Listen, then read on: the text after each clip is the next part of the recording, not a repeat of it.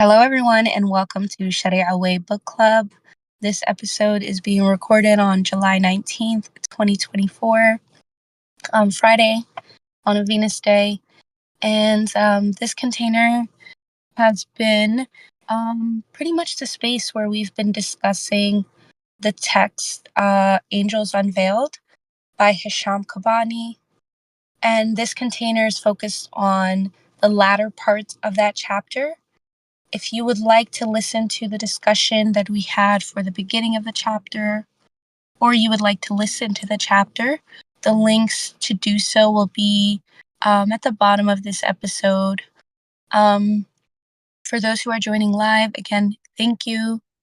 I just want to remind folks who are listening on the Broom Radio podcast that if you would like to support the Broom or become a member of the pod, you can do so by signing up at buymeacoffee.com.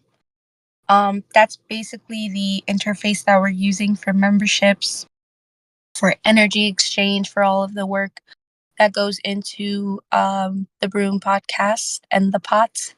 So, yeah, if you're listening to this and you're still not sure on how to gain access to the Discord server, you can message me at Intrepid Bodies on every social media site to kind of get clarity on how to join. So yes, thank you all again for joining and listening.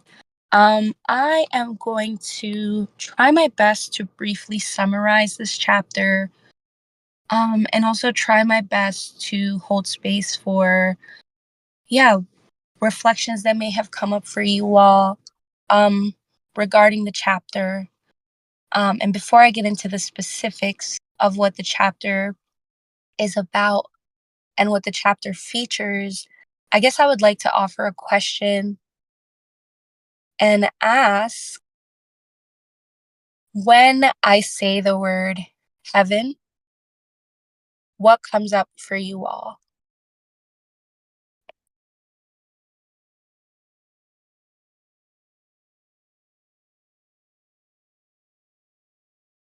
You might be thinking of like historical or theological or mystical adaptations of the word heaven, and all of that is welcomed, in my opinion.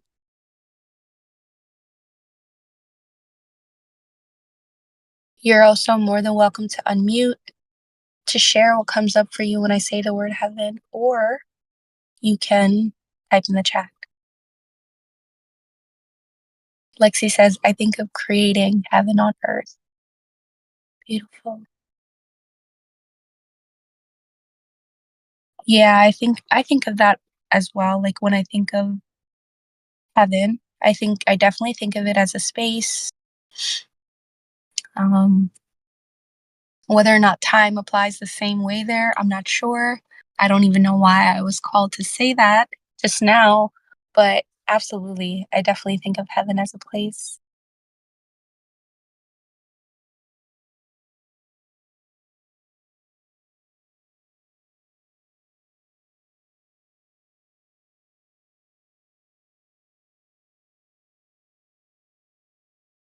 And I see some people are typing, so I'm gonna hold space and see what comes up. Yeah. Oh, thanks for saying that. Adam says, I'm finding it to be a hard question to answer, actually. Definitely. Hmm. I guess to kind of build off of what Lexi said, and what's coming up for me now is a curiosity if we feel like heaven is a place or if it's a realm, because I feel like that might be a good kind of foundation as far as like working definitions, at least for this container, go. Um, so maybe I'll rephrase my question and ask it that if you could describe heaven, would you describe it as a place? And I don't know if that helps at all, Adam. Um, but it can be very difficult, I think, for many reasons. So I appreciate you speaking to that.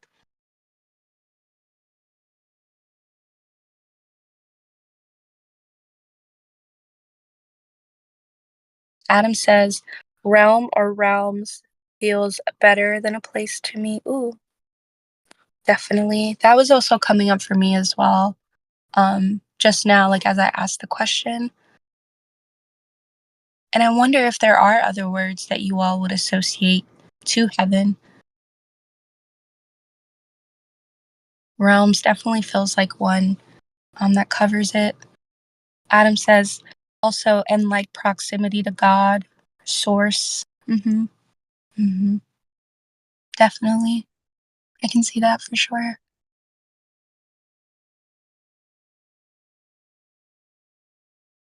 Mhm. I also see Lexi is typing. So.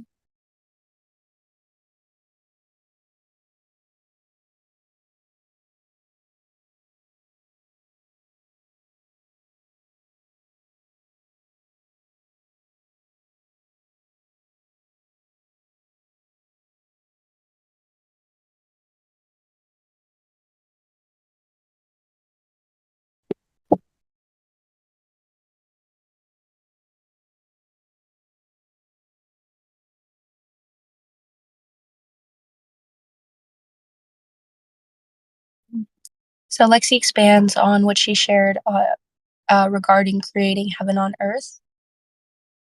And Lexi adds, partly from my Islamic class last weekend, it was briefly mentioned to my understanding that heaven needs to be created on earth through our own free will before we can experience or access heaven in the afterlife.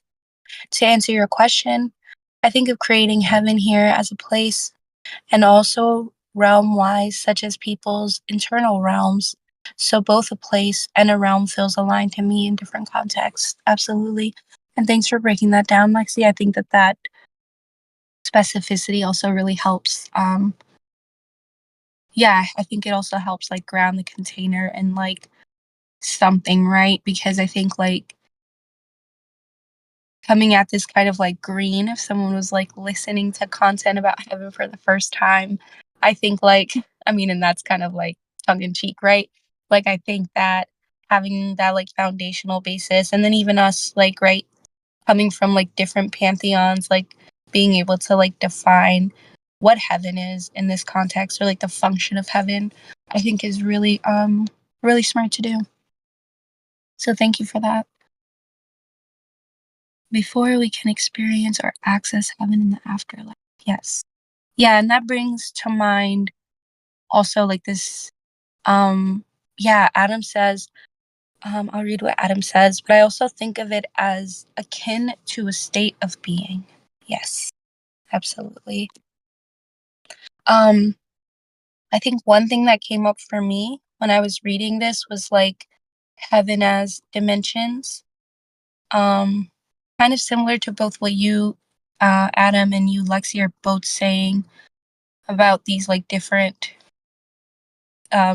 connection points or the stations of interaction with one's source or oversoul or like God or like goddess. And so, yeah, all of this feels like really aligned to me. Um, so thank you all for your input. I'm wondering, I'm curious, Pippa, if you can chat. Let's see. I'm gonna message you in the Broom channel because I know that everyone can access that.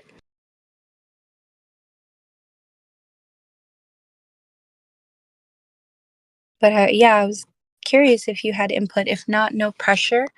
I just wanted to make sure you at least, had the opportunity to share.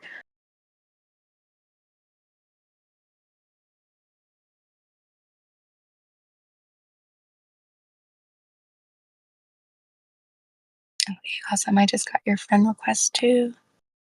Cool. And if it takes a while, I'll hold space. Oh yeah, awesome. I see that you're able to access the group chat. Welcome.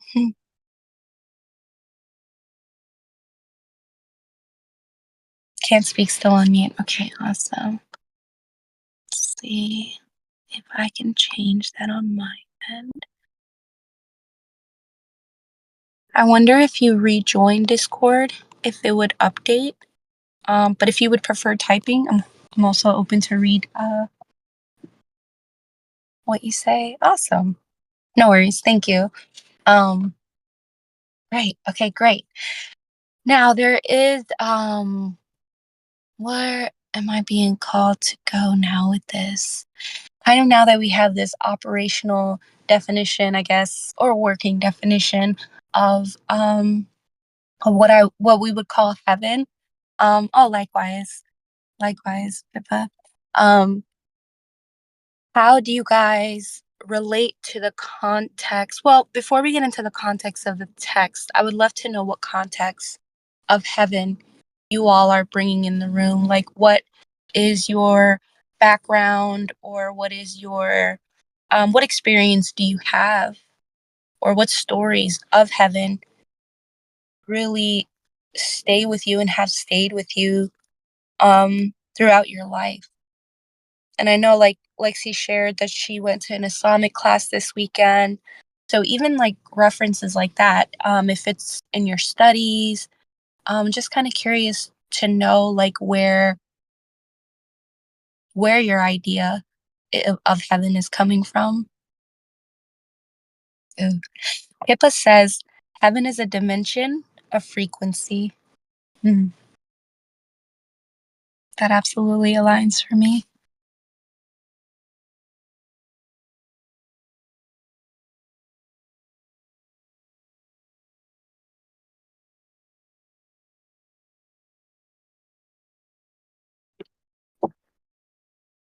Yeah, and I guess I'll repeat the question for folks who are listening on the podcast. Like, if you want to take a moment to reflect on what is in your field right now, like even if it's not coming to you logically, right? Like when you hear the word heaven, does a particular part of your body like respond?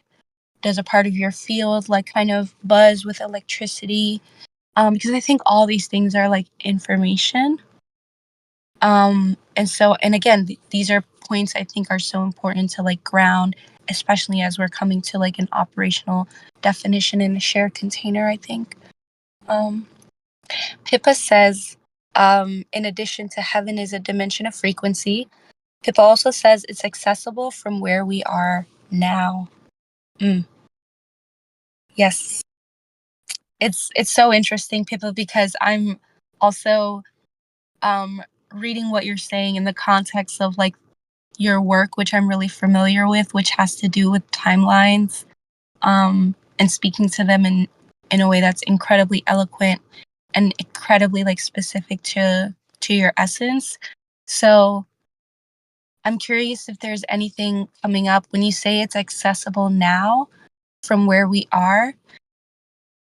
How so?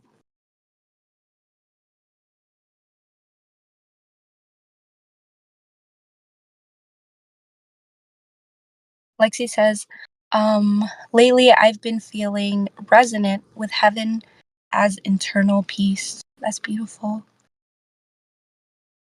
Yeah, that really aligns for me too. Lexi.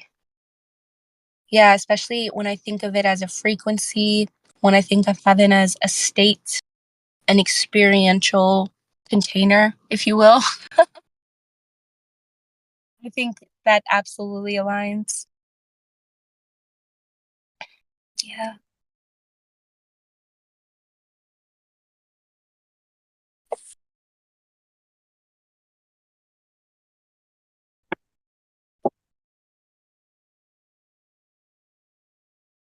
I guess one thing that is coming up for me in terms of like of my experience of heaven, is something that I spoke to, I think, in a different container that I was in with Adam, actually. And Adam and I were speaking to um, the difference in internal discernment, I would say, and how I have differentiated the difference between like a salient psychic connection and the difference of, say, like psychic static, right? And one thing that I mentioned in that conversation that seems to be bubbling forth right now, I think has to do with yeah, created states or co-created containers, not just with other people, right?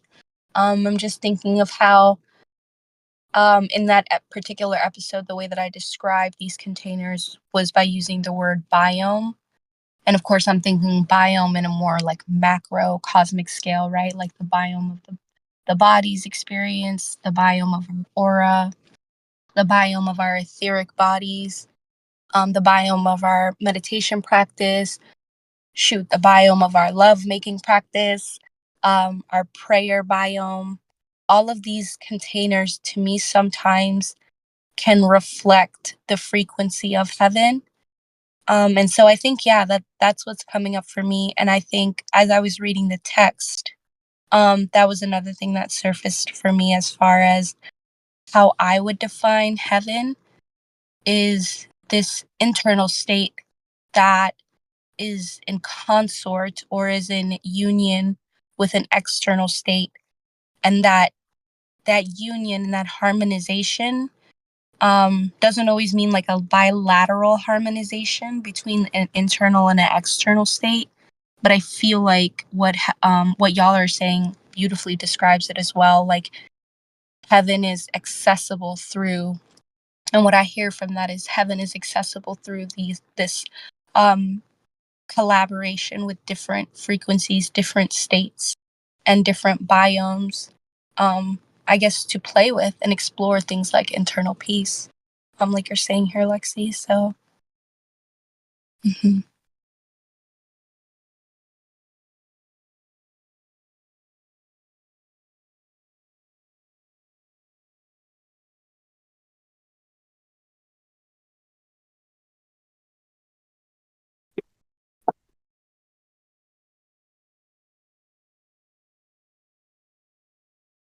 Pippa says in reflection, yes, it's about attuning our awareness to the frequency of heaven. Everything you are, everything you are saying aligns. Thank you. I was ready to read it in like super like declarative voice, but thank you for that. Yes, absolutely. Attuning our awareness to the frequency of heaven. Absolutely. And I think the part that you're saying, especially about attuning our awareness, was incredibly present for me in the text. Um and there was there were some parts in the text, right, where allegorically through this retelling of Hisham Kabbani, where the prophet, right, in the Islamic pantheon, Prophet Muhammad is ascending through the heavens, and at each station, he like learns something new, not only about heaven, but he also almost learns how they're like interconnected, like they interact with one another. And so I guess I want to kind of bring in that idea of like if these if this reality of heaven is attainable to us through attuning our different frequency to states of awareness, right, that are, again, sort of dancing with our external environment and our internal environment, how does the idea of like interacting biomes and collaborative spheres of heavenly power, I know that's like a big question, but I'm like, how does that align for y'all? Does it feel aligned? Um, do you did you notice parts in the text where this interaction between the realms was very apparent? And if not, that's okay too. I think I'm just kind of curious. Um, yeah, about anything that might be coming up for y'all,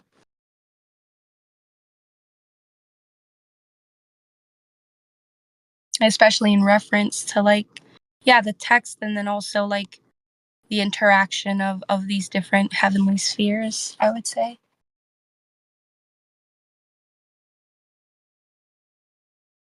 And I see Adam's typing, so hold a bit of space.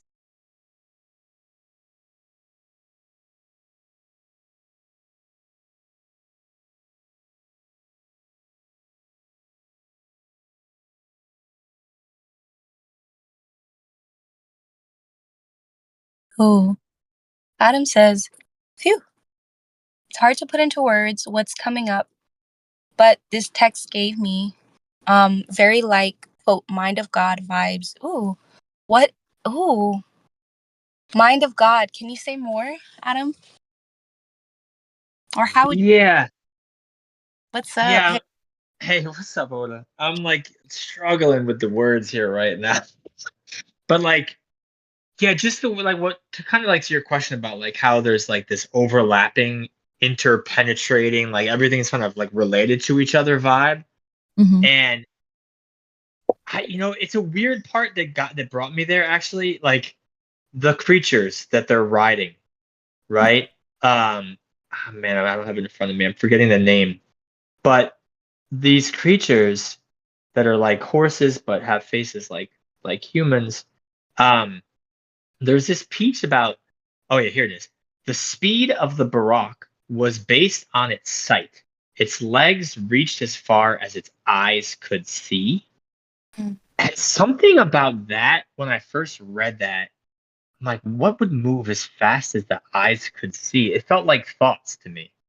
Or Mm, like a projected field in the mind of God, where like this thing travels as far as it like there's no space and time, it's collapsed instantly, just like we can collapse time and space instantly when we think or project out into the future or think about a memory or something.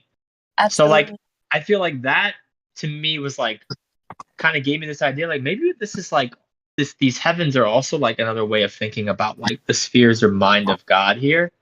Mm, And I don't know, kind of the way that this is all laid out, and it kind of like it does feel almost like this like psychic landscape of the one that's or the creator of the earth, we'll call it for now.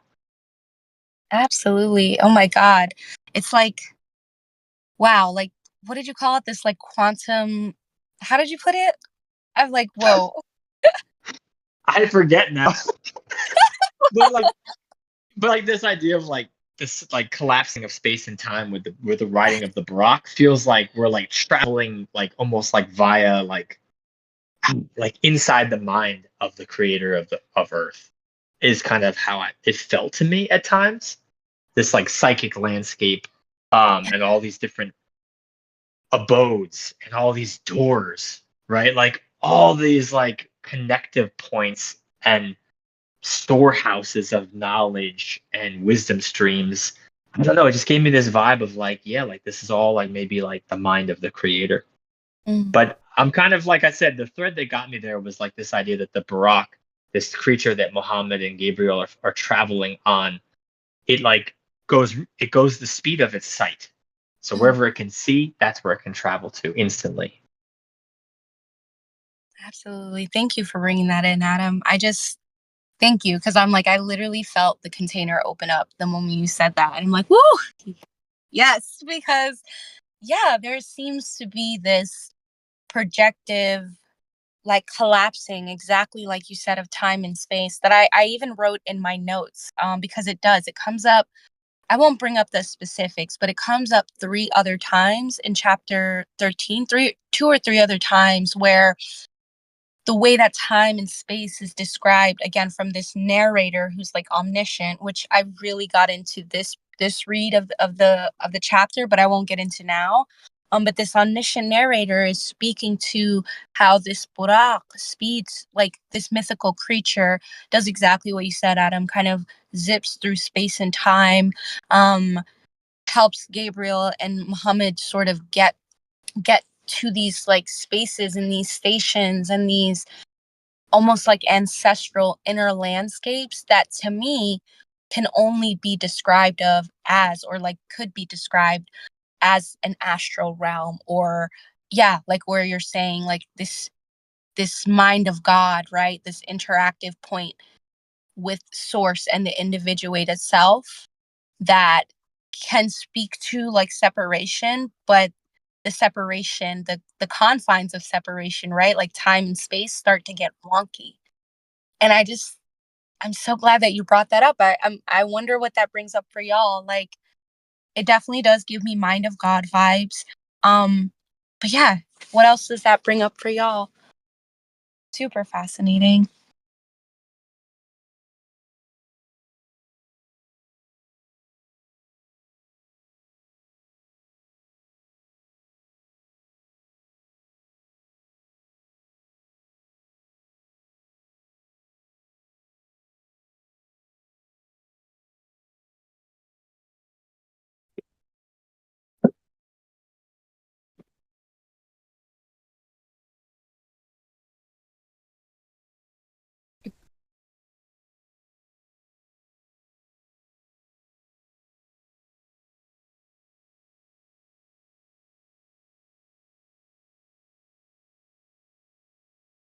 Mm. I guess I'm also kind of feeling to what I kind of dropped in the container, right? Of, these liminal spaces being described as like astral realms. And maybe y'all don't describe it that way, which is totally fine. But I am kind of curious when it comes to these sort of liminal experiences. First of all, have y'all had any? Because I don't want to assume that everyone has. Secondly, in your liminal experiences, is this where you interface with the mystical? Even if you don't want to share your mystical experiences per se, but there is something that's kind of coalescing for me around the mystical nature of this creature, the Burak, and this collapsing of time space that feels kind of juicy for me.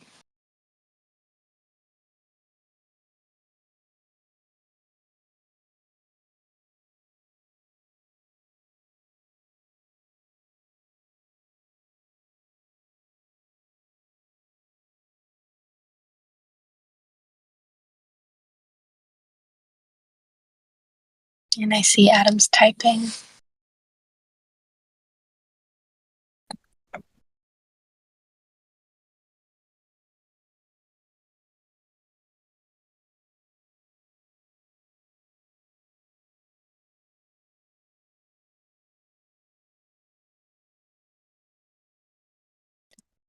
Adam says, no, for me, on personal astral, my mystical experiences have been more feeling and subtle, but I don't see anything typically. Thank you for saying. Yeah. Yeah. And I was kind of like feeling into that in this container that I'm like, it's so interesting, right? That we're like witnessing what Muhammad is witnessing. Um, and yeah, I think that also this text is like kind of like what we talked about a couple chapters ago, like very probably specific to like Muhammad and his lineage. And so yeah, like I don't think that there's this like expectation, but I do kind of feel like, wow, like is this my mind of God experiential like realm, what we understand as the astrals, who knows, but it definitely feels quantum. um and yeah, I'm kind of curious if there was anything else in chapter 13 as far as themes that stood out to you all. Um, Basically, like what I kind of summarized the rest of this chapter as, is to like describe all like quote unquote seven heavens from the like Sufi mystical perspective. And so it's like there's the first heaven, which we already talked about. We have the second one, the abode of constancy. The third, known as the abode of eternity.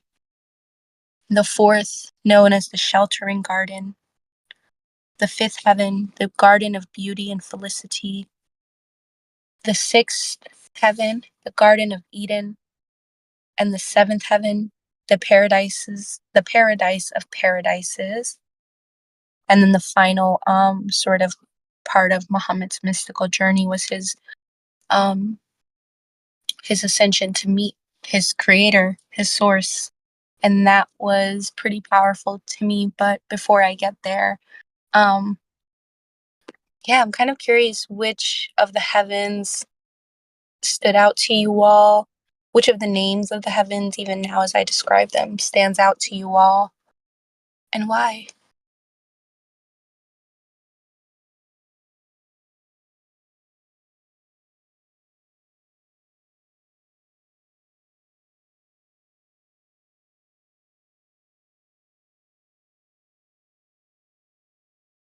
I'll I say mean, for me.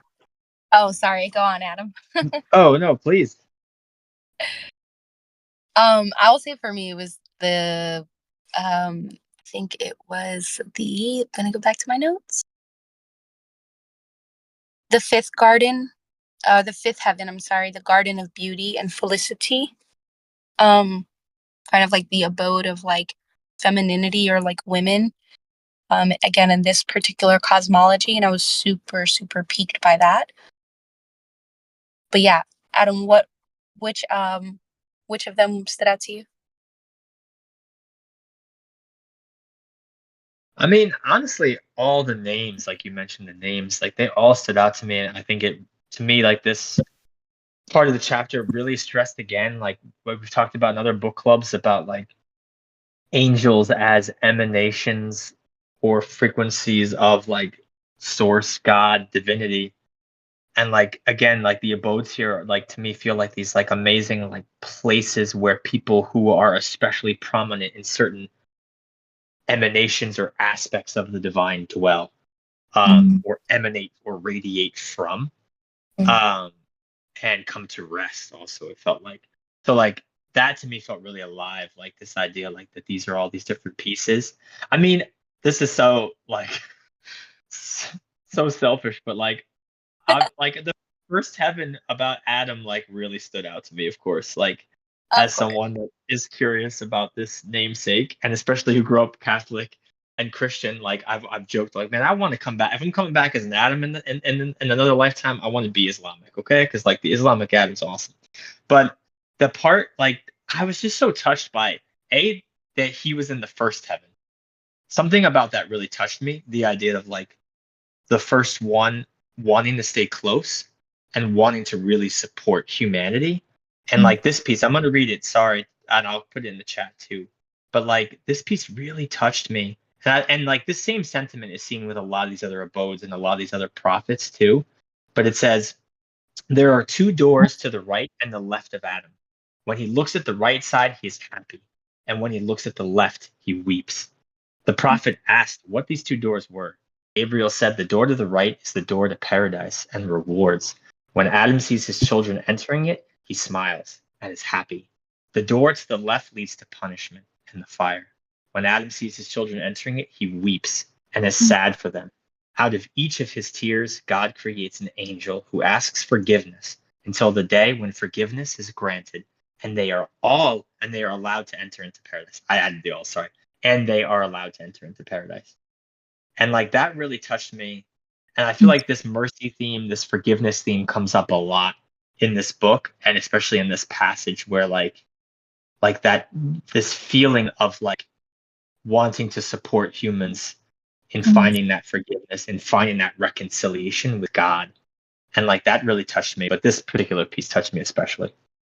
Absolutely, man. Thank you so much for sharing and also sharing the textual context because I think, yeah, there's something super profound of like Adam, who's like the father of mankind, right? Especially in this cosmology, remaining at that first station to stay super close to like humanity, to stay almost what I would say really close to the soil.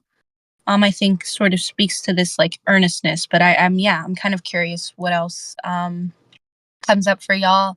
Also, especially if we're thinking about like dimensionality and like frequency, right? And like Adam being at the root of humanity, that first, right? Like interaction, or like I would even call like that first heaven maybe almost like a liminal zone in and of itself between heaven and earth, and for him to be there almost acting as like the roots of humanity because he is like the embodiment, right? Even in his mythology, even in the metaphor, in all three Abrahamic myths, he's counted as like the father of humanity.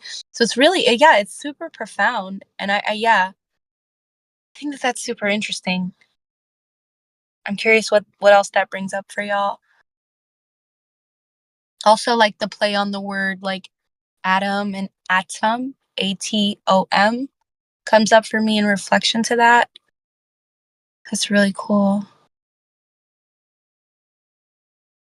Yeah.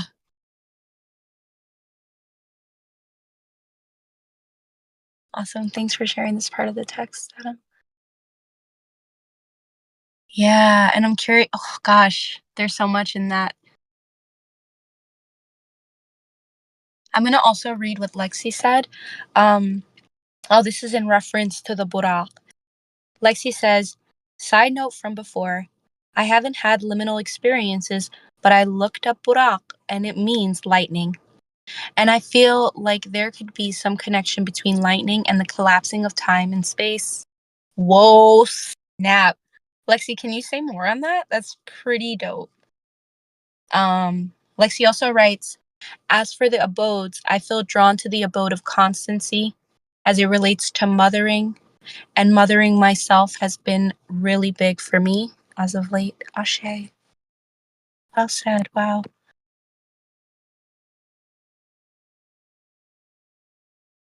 And I'm just checking my notes, like the abode of constancy being, oh yeah, being that like second level, um, the second heaven. So this step up from Adam, which feels kind of like, I don't want to say step up because I'm like, okay, are these realms like, I don't even want to get into this, right? I'm like, is it ascending and descending in a linear way? Are they like vertical? I don't know. I don't know, but that is what comes up for me. It's funny. I'm almost picturing like spheres, and like Mm, you're going like deeper into the core of the sphere, definitely. which I don't Yeah. know if like I don't know what dimension that is, but but like that's the kind of feeling I get is like that they're overlapping spheres, and Yeah. so like we're just going deeper into the core or the center of the sphere.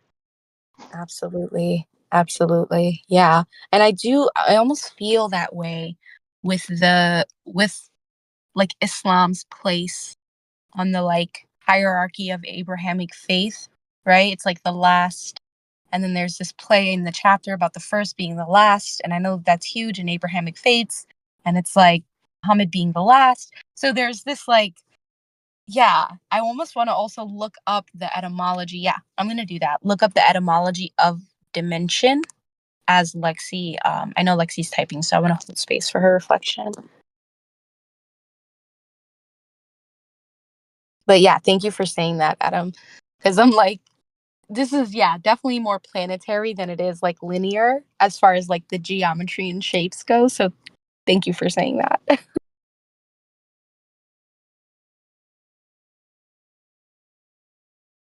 Mm,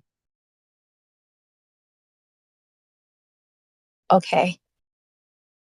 Interesting. So the etymology of dimension relates to a single aspect of a given thing. It can also relate to a measure of spatial extent. Here you go, Adam, in a particular direction, such as height, width, breadth, or depth. And the last one I'll read is dimension representing a construct whereby objects or individuals can be distinguished. And I'll share this in the chat so we can have that reference. But wow, that's pretty spot on. So thank you for saying that, Adam.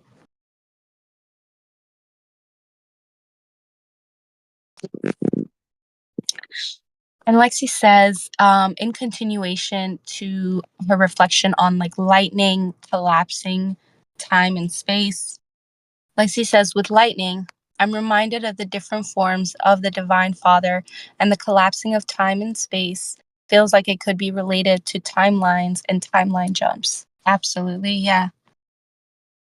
There's also like that kind of the timing, right? Of like, even when we see lightning from Earth, it's like, I've read this before, and I would love to be fact checked on this if you're listening asynchronously or if you're here. But there's something even about the way that we experience thunder and lightning in the order that we do here on Earth that speaks to, I think, what you're saying about lightning, of just kind of being like an expression of like light energy, of like this divine light almost is what's coming up for me. So I can absolutely see that collapsing of time and space. Mm. Yeah, another thing that's coming up for me too in relation to that is like, would you see it as like lightning comes from the act of collapsing time and space? Like it's a result of time, like time and space collapsing? Especially when you say divine father, I'm thinking of Zeus too and his relationship to like lightning. So I'm curious if these references like align.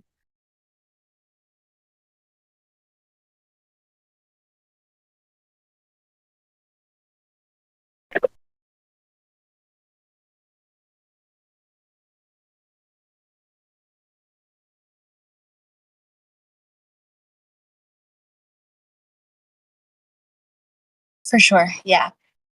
Yeah. Yeah. Theory is still loading, definitely. But I can definitely pick up what you're putting down, and I appreciate you sharing those reference points.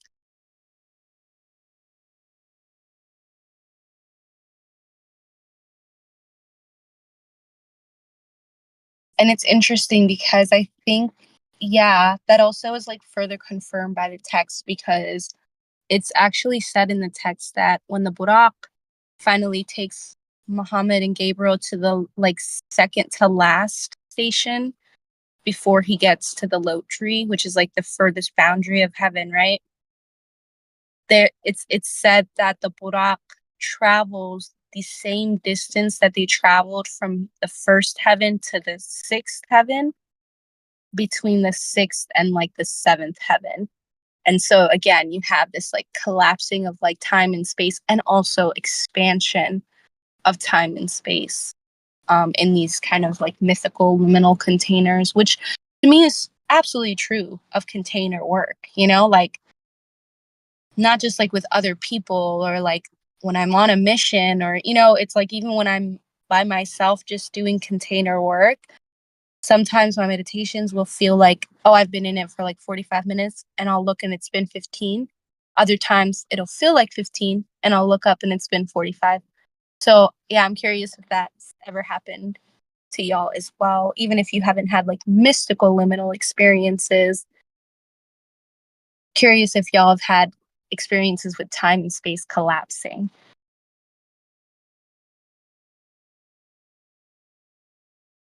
Ooh, yes. Okay, I want to read what Lexi says in terms of, yeah, the lightning theory and connection with the Divine Father.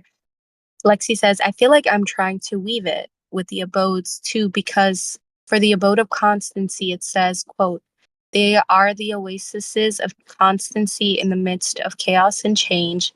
That is why they give birth. The mother nurtures and shelters the baby more reliably than the father, and that feels auspicious to me. Wow. Yes. Thank you for saying so. Oh, yes. That also answers my other question that I asked too, Lexi. Like, if y'all felt like there was this interaction between the different abodes, and yeah, absolutely.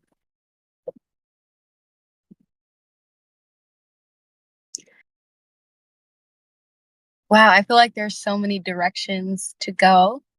So I'm gonna hold space and see, yeah, if any of y'all want to unmute or say in the chat anything that's coming up for you.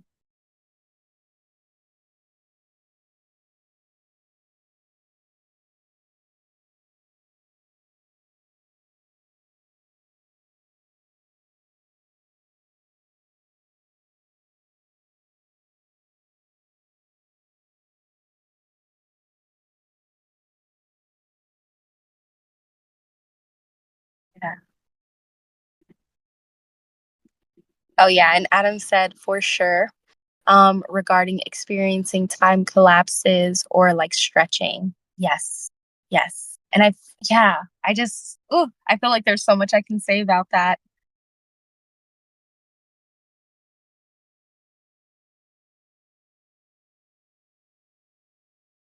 Well, yeah, okay, before we get back to the stretching and collapsing, I kind of want to talk about what Lexi's pointing to about the abode of constancy and just speak to like what I have for my notes as far as what stood out to me. And as I was reading it, I was really taken by the interaction of different colors. So you have this like red ruby theme in the abode of constancy connected to these beings and angels who wear yellow turbans that support the light of the sun, according to the text. Then you have this interaction between John and Jesus, right? So like if Adam hangs out in the first abode, then this is where like John and Jesus hang out. And I thought that that was really auspicious as well. And so I'm curious what y'all make of that. I think also there's this description of Jesus in this chapter where it says that he's red, like his skin is red, like he had just finished taking a bath.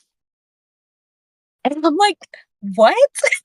I'm curious what y'all think of that. Like, what y'all make of the idea of a dimension where John and Jesus hang out and with a bunch of angels sitting on thrones of red ruby and basically being bathed in the light of the sun is how I understood it.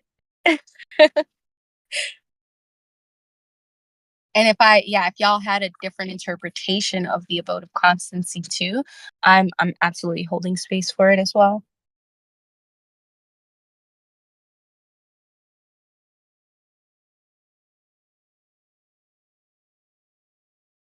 Mhm.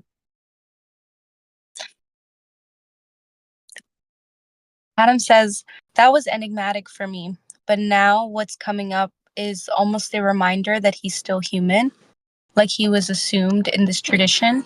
Do you mean Jesus or Muhammad? Jesus, like the fact that he came out red, like almost like he was in a bath. Like I didn't know what to make of that when I first read it, but then when you asked this question, what came up was like, oh, in this lineage, he never died, right? He was assumed up into the heavens, still alive. So like it almost feels like it's maybe pointing to that for me. I don't know. Maybe that's way off base.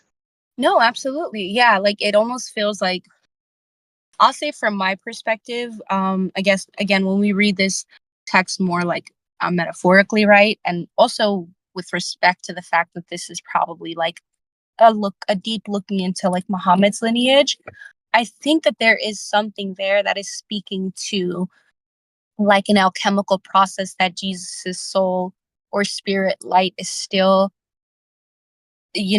imbued in, and kind of like what you're saying, like speaking to a tradition that he's part of, that John is part of, that Muhammad is also part of as well. Like this almost, I hate to say this word, man, so I'm gonna super shield it, brotherhood, and then I'm gonna unshield it because I'm like, that's what it's bringing up for me, and I'm curious if that's aligns with kind of like what you're seeing, Adam.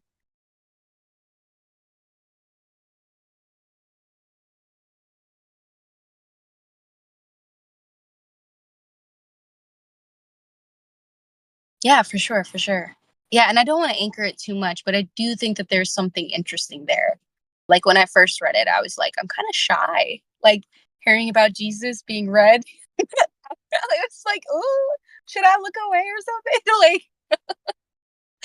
Um, but yeah, it's super interesting. Yeah, and then like to weave it to like what you said, Lexi, I feel like I'm kind of like jumping, but I'm like, okay, we're at the abode of constancy. We see what it's kind of about allegorically, and then we jump to the fifth one, the Garden of Beauty and Felicity, which is almost like this abode for women of the faith, women of who have been wives, mothers, um, and caretakers for different prophets and like men of honor.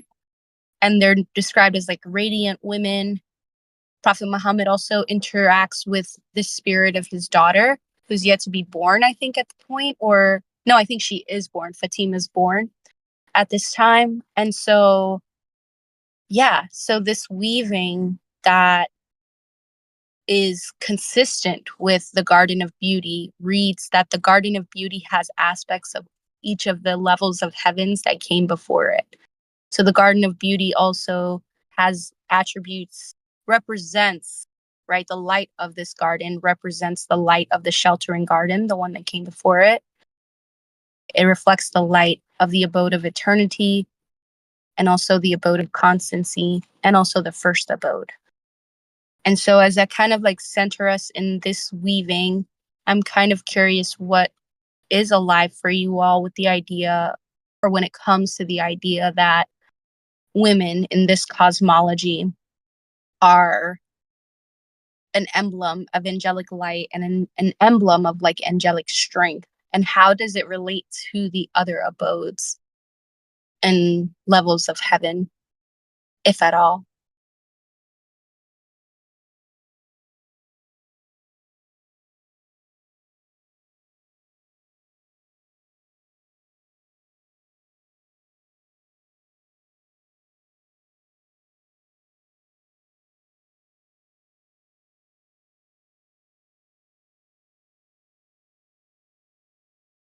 Well, you know what? And I also forgot to share the definition of dimension in the chat, so I'm gonna drop that now.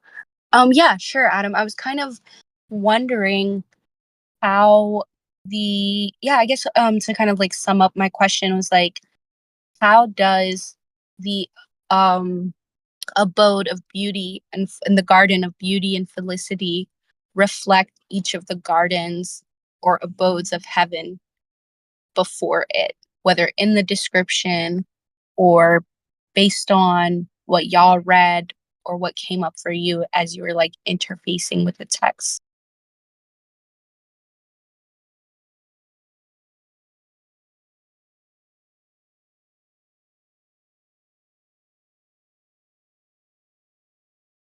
And I think, yeah, if y'all saw any other connections or noticed any, yeah.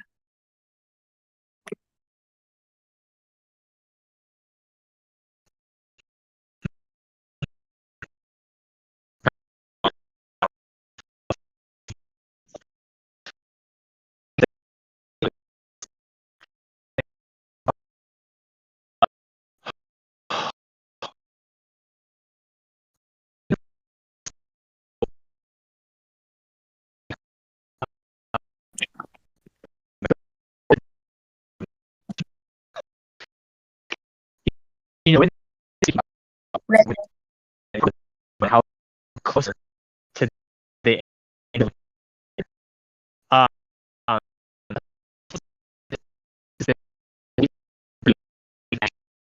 education is meeting, like, is a source of and and and able to be like God on earth, creators on earth. And they use that phrase, like, I was really tickled by that, that part about like they receive my word. I'm gonna try to see if I can find it now, but like, women have been created to carry the secret of creation in themselves. God is breaking the rules of his word, which represents.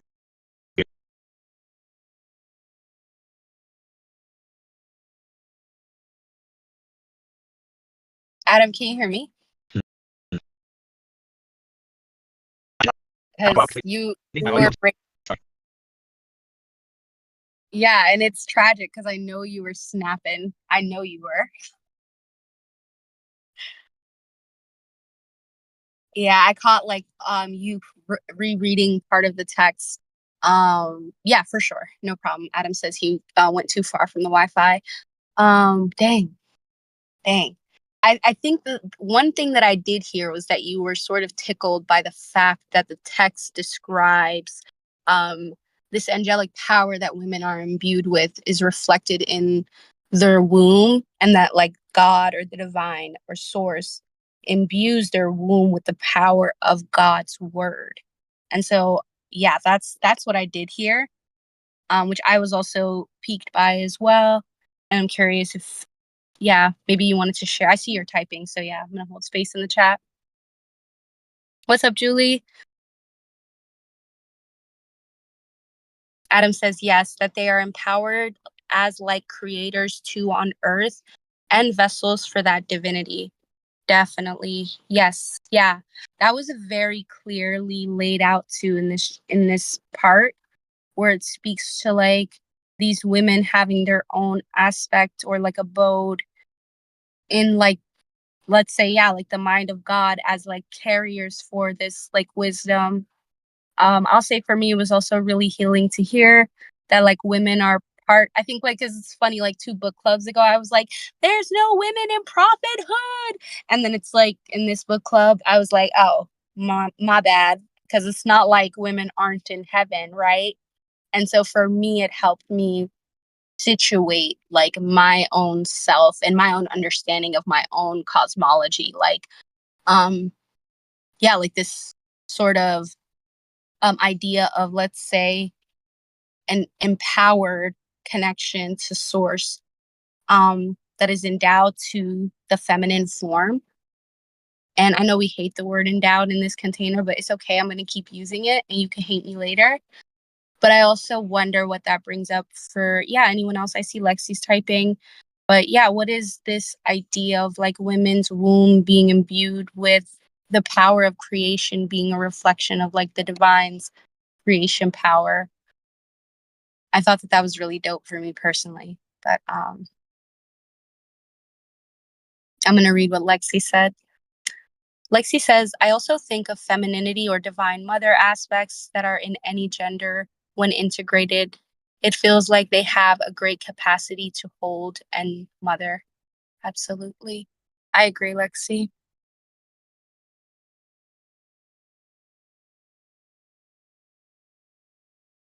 Hmm.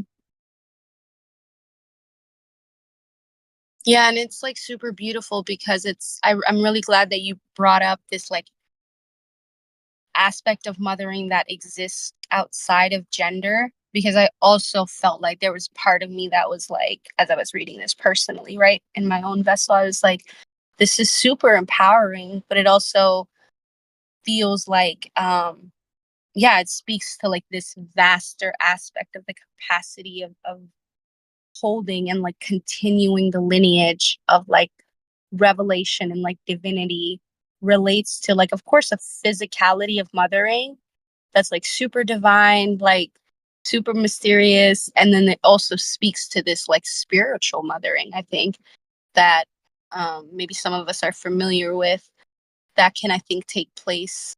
And that really reflects like maybe just the abode itself and not the people in the abode, but this idea of like beauty and felicity.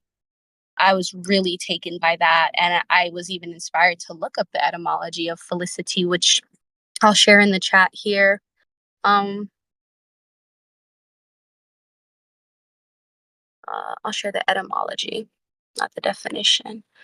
And it reads that felicity comes from Middle English felicit, representing bliss, happiness, joy, delight, pleasure, a source of happiness, good fortune, prosperity, well-being of a planet. Well-being of a planet, like that really landed for me. Um, in an influential position. In other forms, it comes from the Old French félicité or félicite, representing bliss or happiness. And it goes on to also represent, in Latin, right, fertility, fruitfulness, happiness, felicity itself, good fortune and success. And it continues to go on from there. But the oldest representation of this word comes from the Proto-Indo-European, which represents to nurse and to suckle.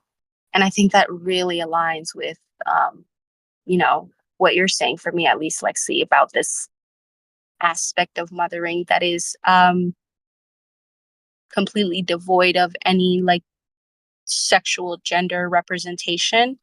But that speaks to like this, yeah, the ability to facility. Ooh, bars. Okay, I'm sorry. I'm just tooting my own horn. But yes, to nurse, the ability to nurse things to life, be it possibilities, be it physical life, be it ideas, be it creative impulses, be it breakthroughs, be it the ability to imbue strength. That's what this realm really feels like it encompasses to me. And I'm curious if that either aligns for y'all, and if it doesn't, yeah, what does come up when you think about the ability to nurse and impart beauty and felicity?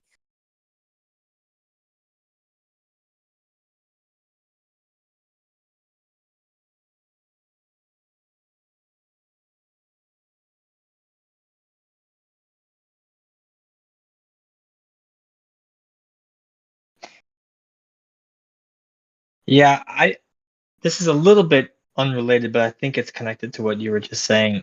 But I'm just really struck by yeah, like this combination, but also the way that they weave all the abodes into this one, as you were mentioning before. And I'm just going back to that one quote that says, "Angels are the strongest of created beings. Women are closer to the angelic nature than men, as they are readier than men to carry angelic light. And then it kind of goes on to describe, like, well, here's some angelic qualities that I'm talking about, right? They're a source of peace and rest. They are oases of constancy amid chaos and change, right? The mother's able to nurture the baby more reliably than the father, right? Then they're also generative. They're creating, right, generations of new life. It's continuous like God is. They're generous and bountiful. They're kind of like have this connection with fertility, and also that they make a sacrifice for the sake of another creation, like this abundance that's like renewing. And then that they're a source of beauty, and a beauty that's soft and subtle. So like as I'm reading through that, I feel like what's being told here is like, listen, if you want to understand the heavens and the angelic nature, pay Mm, attention to the women in your life. wow. Wow. Ooh,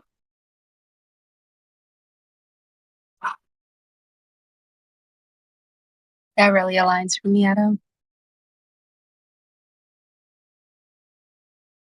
Pay attention to the women in your life. Wow.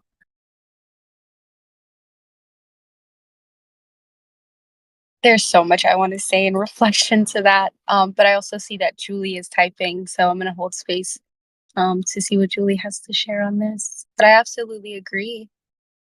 Julie shares a heart emoji. Hey. Yeah, dude. I thank you for speaking to that also, that aspect of sacrificing to nurture life. I felt like that was also especially like contextually, right? Like super present in like Mary's story. And the way that it was understood in this text. I know it's also very real for each of the women that's described to reside in this aspect of um of heaven. And I'm just gonna go back to the text to make sure I have the names right. But I know that Eve is there. I know that Isa's there, Fatima's there, who's the daughter of the prophet. I think it's Euchabid, the mother of Moses. And so it's like, yeah, it's these women who also that like canonically we know have had to go through like have had to undertake a huge like earthly sacrifice in order to be a vessel for, yeah, angelic, like not just in, yeah, angelic light on one level, and then on another level, like a being that is in flesh, like that's a flesh being housing this angelic light. And so it's deeply complex, I think, the way that this text speaks to how women and their earthly representations are a reflection of like the heavenly um, interaction of these different spheres, the way that you described it, Adam. And another thing that also surfaces for me is, yeah, this felt sense of like recognition of, yeah, I don't know, I could be reaching with this, but I'm like, yeah, it also feels like this text is acknowledging the women outside of the Islamic cosmology as also being responsible for carrying this like lineage. And so it's like this, yeah, the lineage stuff just keeps, it feels incredibly like present for me in this case. So, but yeah, I'm holding space. I wonder what else comes up for y'all.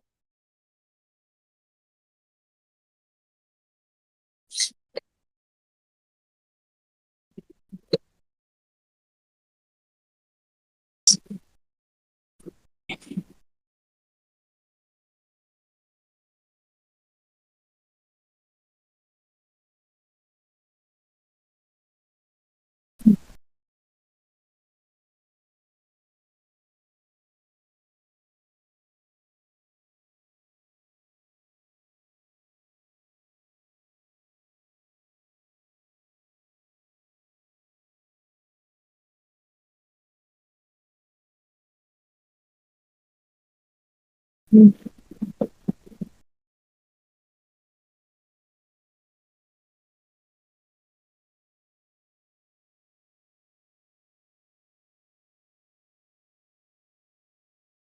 Okay, I'm gonna read what Lexi said. Lexi says, something came up for me when you mentioned the womb in a previous question. I've heard once that the soul is in the womb space.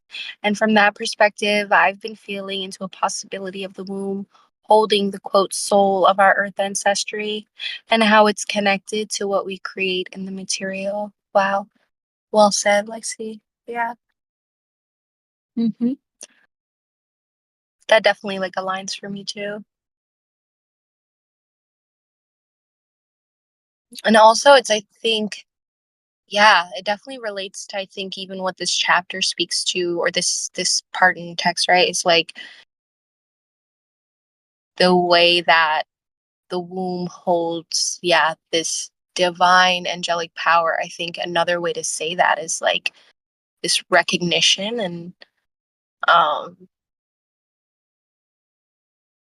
acknowledgement of one's earth ancestry being part of that, right? Like not only just or like revelation, but like gnosis of like I'll say for me personally, like having a womb is like a deeply embodied experience for me, you know?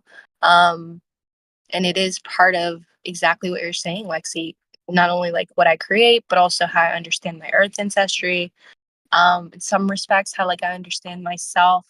And so I think that, yeah, I would even replace in the text, not that I can rewrite what Hisham Kabbani already wrote, but I would replace the word revelation or like divine light with like also gnosis in this case.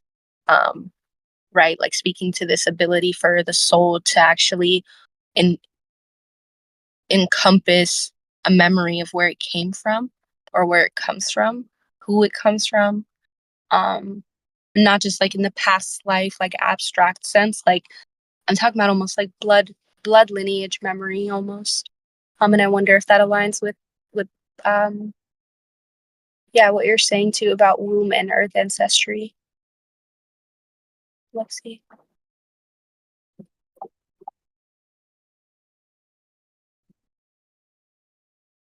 Yeah, thank you for reflecting. Lexi says yes, that feels aligned. Totally. Oof.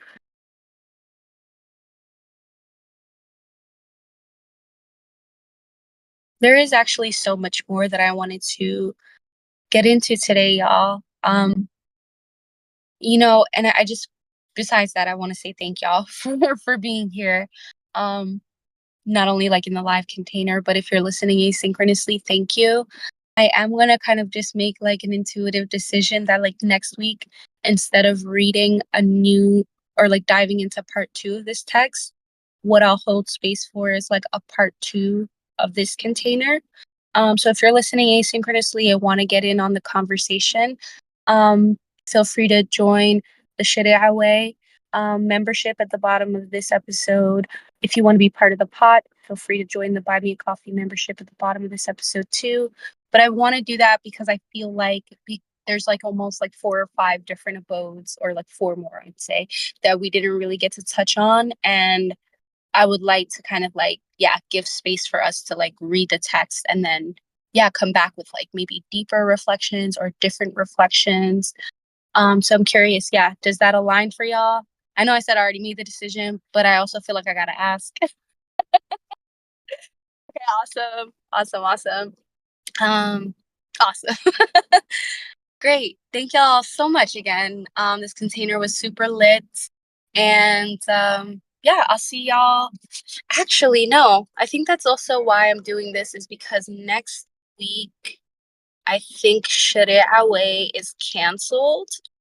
So the next time we'll be meeting, it's because I have another container. The next time we'll be meeting is sheesh. So instead of July 26th, we'll skip the 26th and we'll meet again on August 2nd, that Friday. So I hope to see you all then. And yeah, enjoy the week from not having to deal with me in book club. All right. Take care. Bye.